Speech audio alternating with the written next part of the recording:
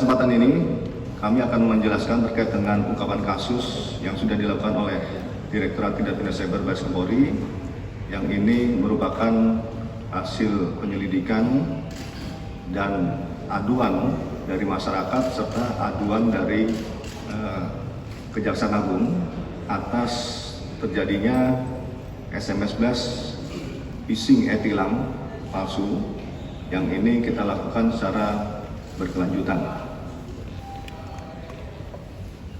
Pengungkapan kasus tindak pidana cyber modus SMS blast ini yaitu dengan mengedepankan tautan link phishing yang palsu menggunakan modus e-tilang yang mencatut nama instansi pemerintah yaitu Kejaksaan Agung Republik Indonesia.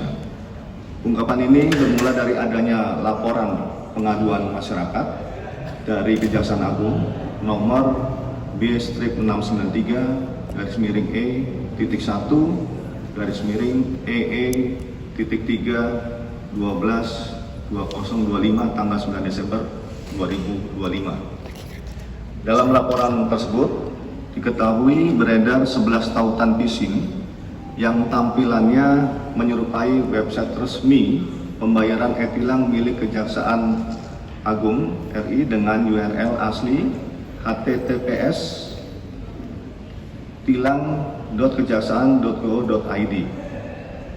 Para pelaku menyebarkan tautan palsu melalui metode SMS blast dari 5 nomor handphone kepada masyarakat. 5 nomor handphone ini adalah 5 nomor handphone awal mula yang dilakukan blast yang nantinya akan berkembang menjadi beberapa nomor handphone.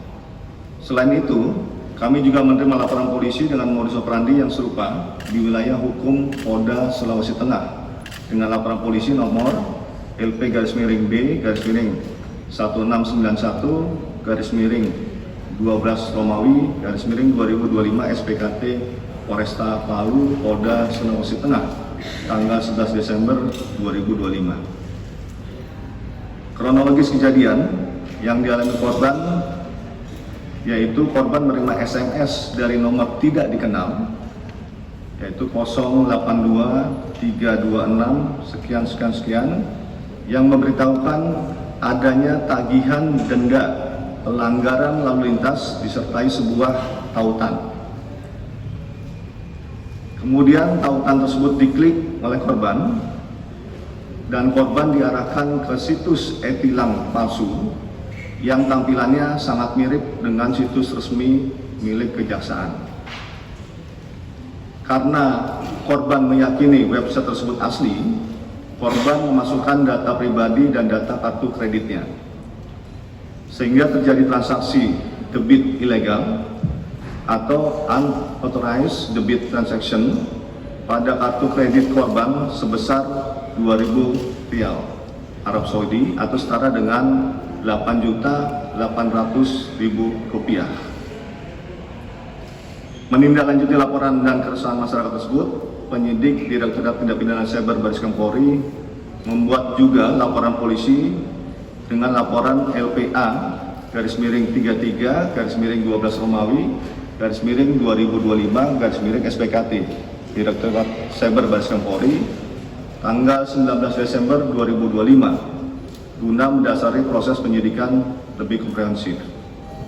Laporan polisi tersebut kemudian ditindaklanjuti oleh tim patroli cyber untuk melakukan profiling kemungkinan adanya tautan-tautan ataupun link-link phishing yang lain yang itu juga disebarkan oleh pelaku, sehingga menemukan 124 tautan website phishing yang lain dan mengidentifikasi 6 nomor handphone tambahan yang digunakan oleh pelaku untuk melibatkan SMS blast.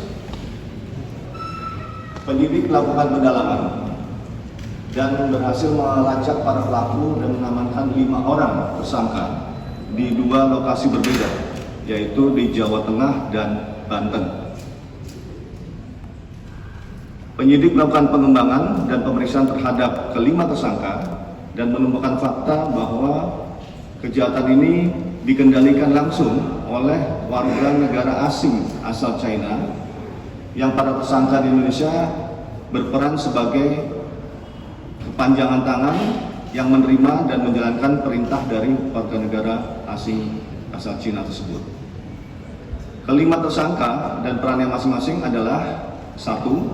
Tersangka WTP, 29 tahun, berperan sebagai pelaku utama yang mengoperasikan perangkat dan melakukan SMS blasting sejak September 2025. 2. Tersangka FN, 41 tahun, berperan menyediakan jasa SMS blast dengan klien warga negara asing, serta mengelola kartu SIM sejak Juli 2025. 3. Tersangka RW, 40 tahun, berperan membantu operasional SMS blasting bersama tersangka FN sejak Juli 2025. 4. Tersangka BAP, 38 tahun, berperan sebagai pelaku utama SMS blasting dan operator perangkat blasting sejak Februari 2025. 5. Tersangka RJ, 29 tahun, berperan sebagai penyedia atau penjual kartu SIM yang sudah terregistrasi kepada pelaku lainnya.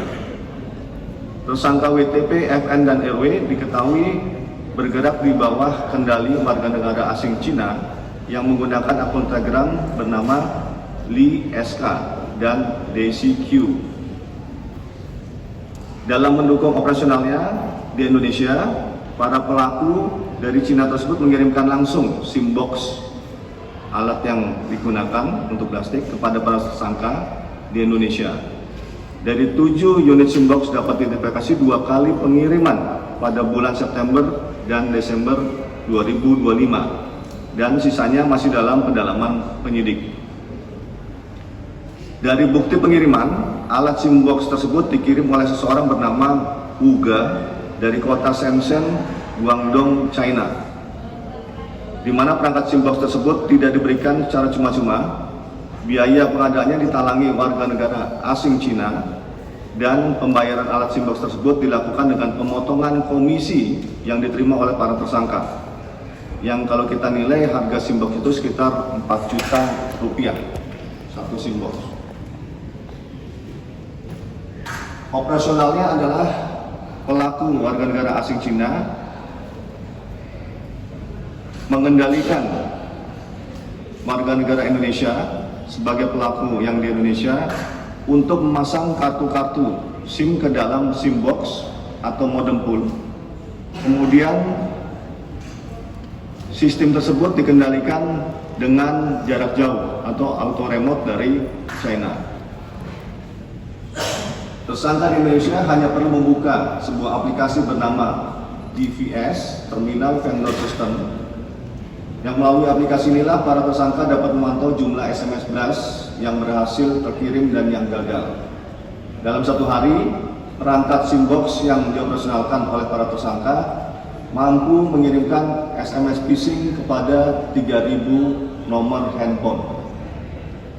Selain ketiga tersangka tersebut, sistem kerja penipuan ini juga didukung oleh tersangka keempat, yaitu tersangka BAP, yang berperan sebagai penyedia jasa aktivasi serta membuat akun Telegram dan nomor WhatsApp yang telah teraktivasi dan terregistrasi. Terima kasih. Sebelah kanan saya, silakan.